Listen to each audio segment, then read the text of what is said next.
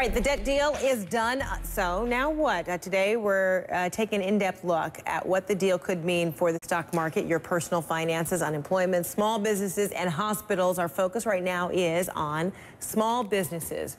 Bill Snapp is CEO of SolarFlex Technologies. His company designs and maintains solar systems for businesses, the government, and the military. So when you were here last week, you described how this debt ceiling deal might impact your business. Now there is a debt deal that has been signed and about to be delivered. Right. What are you looking at in terms of your business plan? How's it going to impact you? Well, as we mentioned last week, the work that we currently have under contract, that has already been budgeted and allocated. But really, the factor for us is about 6 months out, especially in our government contracts. We don't know exactly what's going to happen, but clearly, if there's across-the-board cuts and defense gets an unduly large share, that's going to impact us. So how much of your business relies on the U.S. military?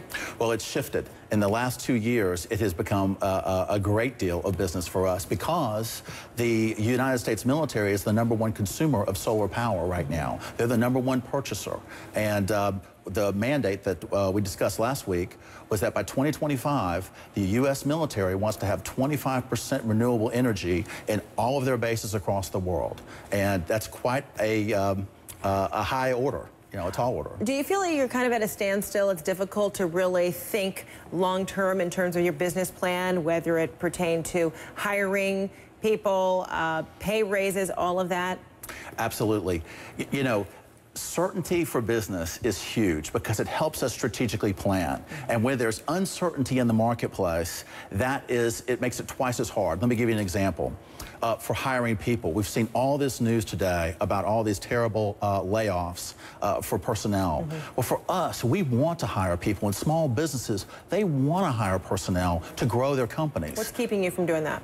The challenge is several things. Number one, banks don't loan money to small businesses right now. It's just not happening. Same thing with private investment. Venture capital and angel investing, they're keeping their money on the sidelines. And that's a challenge. You need credit in order to build your business. So when we heard about the discussions about income revenue, tax revenue, and whether it means taxing the wealthy, and the argument was if you do that, then that's going to impact small businesses, they won't be able to hire. Is that true for you? That would be true for us. The thing in Washington, it sounds like, is that there hasn't been a clear dichotomy between tax loopholes for certain select, more privileged industries and tax rates for the rank and file, especially in small business.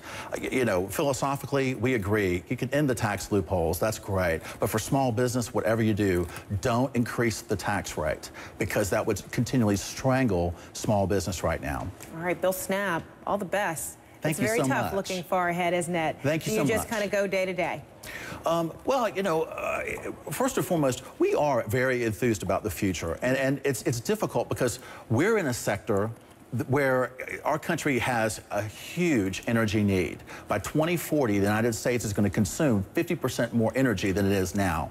And renewable energy is going to be a huge piece of that. Yeah, so you know there's a need for your business. There's a long-term need. That's correct. All right, Bill Snapp, CEO of SolarFlex Technologies. Thanks so much. Good to see you. Thank you so much for having me back. Appreciate it. All the best.